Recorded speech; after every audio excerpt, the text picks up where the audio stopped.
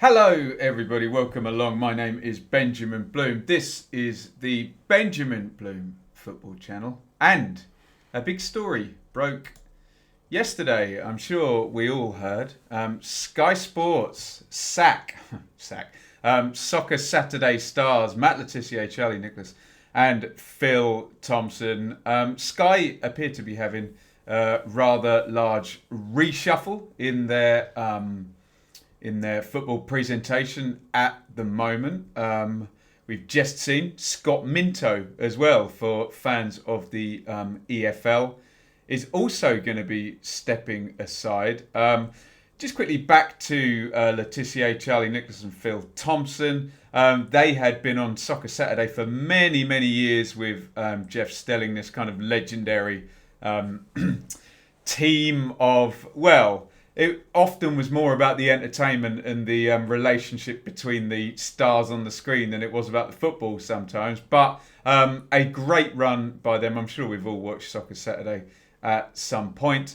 And obviously Scott Minto done a very, very good job. 13 years, really familiar face, ex-pro on championship stuff. Now, look, I wondered whether to talk about this or whether not to. I often get comments if we talk about anything social or political. Oh, don't do that, Ben. Just talk about the football. I'm going to tread carefully and I'm going to stay calm, because this obviously sent the Twitter sphere into absolute meltdown yesterday. So look, if you don't want to hear my views on what then happened on Twitter, stop watching now. That's absolutely fine, and go and watch the next football video. We're talking about Derby, etc. But I think it's interesting because it is a complex conversation, what then transpired. And I don't think we should bury our heads in the sand. I think we should stay calm, and I think we should listen to people and listen to their opinions and not shout and call names like I saw a lot of on Twitter. So, obviously, anybody watching this video is into football coverage, and that's why I do think it is relevant to talk about it. So here was the reaction from the guys on Sky. So magnanimous, Matt Le Tiss. Enjoyed my time at Sky Sports. Time to look forward to life's next challenge. Thank you for the support. Special thanks to the backroom team, Kazza Eccles, Carly Bassett, Trev Stats, amongst many others. Good luck all. Have a lovely day. So very sort of take the high ground when you've lost your job type reply. Can't say fairer than that from Le Tiss. By the way, I love Le Tiss as a player. What a joy he was to watch. Phil Thompson chiming in as well. Charlie Nicholas didn't, by the way. I don't think he has Twitter. I've had a great 22 years. My God, 22 years. What a run. Enjoyed every minute with some amazing people on the show behind the scenes, which made it iconic. Show it is today. Good luck to Sky, Jeff, Merce. So Jeff Stelling and Paul Merson will likely be staying on Soccer Saturday. Again, kind of the right move by Phil Thompson. You're magnanimous. If you want to get hired again, don't say anything mean or burn any bridges, etc., etc. Scott Minto has essentially done the same. But Sky appearing to really have a big restructuring of their football coverage. Let me know in the comments whether you think they should or whether you think they shouldn't. We will likely get to all of that. Jeff himself tweets out, one of my saddest days ever at Sky Sports with the departure of three of my best mates that have been part of a team. That was for me the best. So far in this, Sky, a private company who can frankly hire and fire who they like, get rid of some guys who've been on a TV show for ages and ages and ages, and all involved, kind of tweets very magnanimously about this and says, on we go. Very kind of stoic, very British sort of reaction, isn't it? And then we get to Twitter, where it really, really blows up. I'd advise you to watch this video from Iain Wright. Iain Wright's a great hero of mine, awesome player. Love the way he played. A lot of these people we're talking about are, frankly, especially Wright and Le Tissier from 90s football.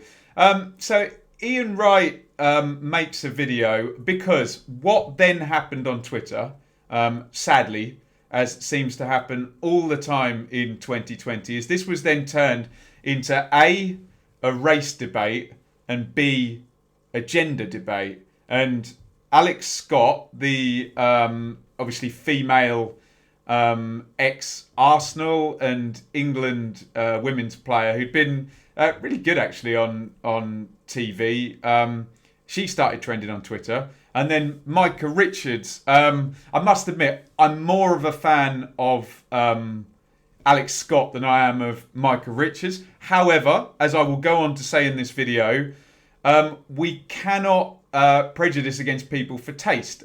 There's certainly a lot of... Look, you know me from watching the channel. I'm into my analytics. I'm into serious, football analysis. Micah Richards is very entertaining, very funny. Lots of people like to watch him wind up Roy Keane. Not me personally. I prefer the Alex Scott type approach. But that's just me personally. And I don't think anybody, salt and vinegar Chris, cheese and onion Chris. What's your favourite? Who cares, really, frankly? But those two names started trending, and we got this immediate divide on Twitter, and we got people saying, on the one hand, people saying these guys are being removed for the wrong reasons, and this is obviously an assumption. They're being kicked out for some criterias to be filled, and I don't think Micah Richards and Alex Scott even piped up and said anything. Their names it was just assumed that because they've been on Sky regularly and they don't fit the demographic. Which, let's just be very frank about this: the demographic people we're talking about were white males in their, I don't know how old these guys are, in their 50s and 60s. That's the demographic we're talking about. Let's just be honest about it and say what people were discussing. So that immediately came up. And on the one hand, you had the people saying, people outraged because Charlie Nicholas, Matt Latisse and Phil Thompson are going. And then you had the other people saying, no, this is great. We shouldn't have these people on here, and we should have these people on, and everyone's shouting at each other and calling names. God, it was unseemly. I would look. I'm a freedom of speech absolutist, as long as it's not hate speech. Anyone's entitled to their opinion. Also, what we need to accept in this is anyone is entitled to their taste. Yeah, you might just prefer a certain presenter.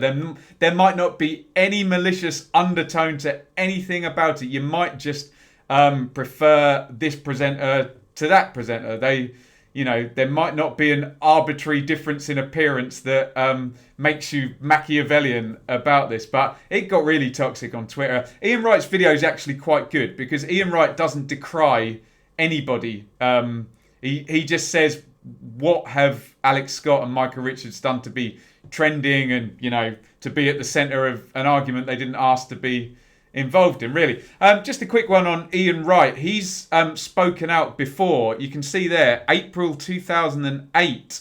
I think Iain Wright felt that he could bring more to his role when he was a BBC pundit, and he was forced into the role of comedy jester. Which is not good. Okay, he's a funny, entertaining guy, but I guess when you've scored as many goals as Iain Wright, you probably know a bit about football. You probably know particularly a bit about finishing and goal scoring, and I guess they had Alan Shearer on there and they let him do all of that. But let's just say Iain Wright's been outspoken there about the jacket, shirt and tie coverage, and this is 12 years ago. So look, a real hot button topic. I would urge everybody to get involved and comment, and please stay calm in the comments. Listen to other people. I'm going to give you my view now, and I've tried to think about this very carefully because people get very triggered, and this is a very complex subject. So here are some calm thoughts that I'm going to say. The first one is that Sky TV is a business. And they can hire and fire how they please. For example, we need to hope for good faith in their decisions to fire and then who they hire afterwards. But frankly, they can do what they like. And in terms of entertainment and in terms of capitalism, people vote with their eyeballs. They vote with their wallets. If they don't like what Sky give them in the future, they will not subscribe. They will not watch. You hope capitalism is colourblind and gender blind, and it's all about the bottom line, and the truth will out. Whatever people want will end up being what they get, you would think. Secondly, this is the entertainment business. Now, I've worked as a musician many times, and I've put there, the entertainment business is brutal, cosmetic, and moves very quickly. So, for example, the first thing to say is, this is cosmetic. We watch TV. We take in what we see. Things have to be presented in a certain way. If I go and do a gig, there's a standard of how I have to look and how I have to act, and sometimes the beauty standards are different for different people, particularly in the music world. There's a very exacting standard on females, put it this way, in the music world that I've worked in that isn't there for men's. So look, it's very cosmetic, it's very brutal, and it moves very, very quickly. And in entertainment today, this week, this month, a lot of people will be moved on and new people will be brought in, and it changes and moves very, very fast. These guys have had a very, very good long run there, actually, in entertainment terms. The third one there, I've put diversity is a complex issue for many, and it really, really is. So diversity, we're talking about different types of thing being represented within different TV coverage. So that could be, you might want players from different eras. You might want one who played in the 70s like Graham Souness, one who played in the 2010s like Micah Richard, one who plays in the 90s like Danny Murphy or Dion Dublin, whoever. And then it comes into gender and race, whether people think this is important or not. It is a TV presentation. People do judge what they see. You might want different types of people. Personally, I don't really care as long as the coverage is good and they're saying stuff that I find listenable and they're entertaining. But it means different things to different people. If I'm 18 years old, I might relate better to Micah Richards than if I'm 50 years old, where I might relate better to Graham Souness. Or me at my age, which I won't give away, I might relate better to Gary Neville and Jamie Carragher because, they're a more similar age to me, let's just say. It's very, very complex, this whole diversity thing. I don't believe, though, you should start with the end point of wanting to have this represented, this represented, this represented, this represented. That doesn't really feel right, although it might look good on TV, let's just say, and this is cosmetic, but it's so complicated. And what I will say is that complex issues, as I've said at the bottom, are rarely solved by accusing, yelling, shouting, and not listening. I've put there as the fourth bullet point, people shouldn't be given or denied opportunities based on arbitrary physical characteristics, which sounds very highfalutin speech. But, and here's the important thing, these two things are true at the same time. First of all, a person should not be denied the opportunity to interview or to get a job.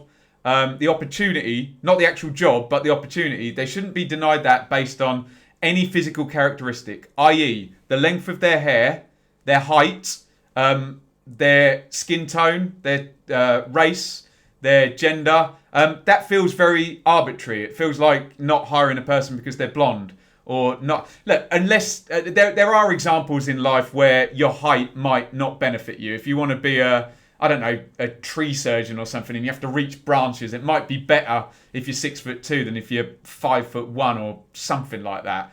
I don't know, but I don't feel that opportunities should be given or denied. So, for example, no one should be fired from a job because of an arbitrary characteristic, but no one should be denied the opportunity. And I think this is where people find it a little bit binary, and you have people shouting at the middle-aged white men, and then you have people shouting at the young Alex Scott or Micah Richards, the female, or the person of colour. And it doesn't help. It works both ways. No one should be denied on physical characteristics. And again, like I've said, complex issues are rarely solved by accusing. And I've had people called some horrible things. If you want Alex Scott or Micah Richards just because you like them, that's fine. That doesn't make you a overly progressive left-wing loony like you hear accused. If you like Matt Le Tissier, that doesn't make you some racial apologist that wants to keep, a certain type of people in a certain type of job. We need to be sensible about this. You might just like Matt Le Tissier. You might have liked him as a player and what he says in his analysis. Let's stop with the accusatory tones. Finally, let me give my hopes for how this is solved and going forward, because I know I'm going quite long here. So I think we can all get behind the fact that anyone with the talent, the qualifications and the desire to do a job should get the opportunity to apply. We have this in football management where we feel people either aren't applying or they're not being given a fair crack. Everyone should get a fair crack, providing that they've got the talent, the qualifications and the desire. Because frankly, sometimes and we probably all know people who aren't qualified to do a job, but they've got that desire and that passion, and they're going to do a great job when they get their other end. And just because they haven't got a certificate or whatever saying that they're, I don't know, bachelor's degree in music doesn't mean that they can't go ahead and do a great job at the gig. Sometimes formal qualifications. It should be about talent and drive and desire as well as qualifications, shouldn't it? The application process selects the best people to work as a team to produce the best product possible. And that's key with Soccer Saturday, because it isn't just about any one person. It is about the construct of a team there. You wouldn't say that football teams are prejudiced against goalkeepers because there's only one goalkeeper and there's 10 outfield players. There's only space for one goalkeeper, isn't there? There's only that role. And if there's 4 people sat on Soccer Saturday, maybe you do need diversity. Maybe you do need a player who played in the 70s and a player who played in the 90s and, a player who understands women's football, particularly if you're covering a women's game on that particular show, or has extensive knowledge or has played in, etc. Maybe I shouldn't have used the word understanding there. Football's football, isn't it? I think. So I do think the team construct is important and covering different knowledge bases. That doesn't mean that you need an Englishman, an Irishman, a Scotsman and a Welshman. That sounds very arbitrary to me, but there you go. And at the bottom there, unless evidence to the contrary, we need to assume good faith in whoever is hired and give them a chance to shine. Please, the one thing I would hate to see is, so for example, if Micah Richards gets hired, let's just assume good faith and that he was hired because he would make a good player on the team, he would give good knowledge, and he did a good interview and they think he's going to do a good job. Let's not just assume that he's been hired for a different reason than that. For the same token, if a guy who is frankly meets the old demographic, although you wouldn't have thought that if they're keeping Paul Merson, for example, you'd think that's met. But if they do hire someone who is not currently represented, but they do so in good faith, then that person shouldn't then be decried and it's jobs for the boys or same old. If they did a good interview and they're going to make a good part of the team, then that should be enough. So, look, really complex stuff, but I thought I'd give it a bash sort of talking about this, because it did just get into a rage straight away of people not listening, not discussing, people taking sides, one side accusing the other. I'm sure I'll get accused of sitting on the fence here, but I think I've given some very clear thoughts on what I believe, which isn't sitting on the fence. And hopefully the fact that I've put it on the internet and written it down as bullet points, I'm happy with what I've said there, and I don't believe any of it to be warranting of any accusations that people tend to throw around in this day and age very flagrantly and flippantly, let's just say. So that is my thoughts. Sky definitely seem to be having a reboot, which again they are entitled to do as a private company. Let me get your thoughts in the comments. I'd love to hear them. I'm not telling you what to do or say. I believe in free speech, but what I can ask and request is, can we back off the accusations if someone thinks one thing or someone thinks the other, and try and discuss rationally? We can hope, hey? We can hope. Right, thank you everybody for watching. You can support the channel here. Like, comment, subscribe on YouTube. Come over and join our Fantasy League. The more the merrier. Everyone's welcome there. T5QBR0. You can subscribe on Patreon for $3. That's just basically a donation to the channel. For $5, you get some extra content exclusive to Patreon. Patreon Q&As, Patreon-only vlogs. You can get all of this stuff as a podcast. Just type in Benjamin Bloom Football Show in iTunes or Acast or wherever. And we are opening up to sponsorship, fan sponsorship and business sponsorship there. Sponsorship inquiries to the channel. Help me on my journey to try and do this. Hey, maybe there's a job for me at Sky after all this. Benjamin Bloom Music 2Ms at gmail.com. You can inquire about sponsorship there. Right, thank you everybody for watching. As I said, difficult issue for those that for those that comment me and say, oh, don't comment on politics, don't comment on social stuff. You don't have to watch. There's plenty of videos on the channel just about football. And for those who are interested in this, great. I hope you've enjoyed watching, and I hope we can have a sensible, calm, rational discussion about how to make things better. And as I always think, screaming and shouting and decreeing an entire class of people or type of person or an individual commenter doesn't often help, does it? I think sensible, rational discourse is the way forward. We can hope, can't we? Let me know what you think. Sky restructuring, Scott Minto gone, Charlie Nicholas, Phil Thompson and Matt Lettis all gone. Thanks for watching. Over and out. See you on the next video.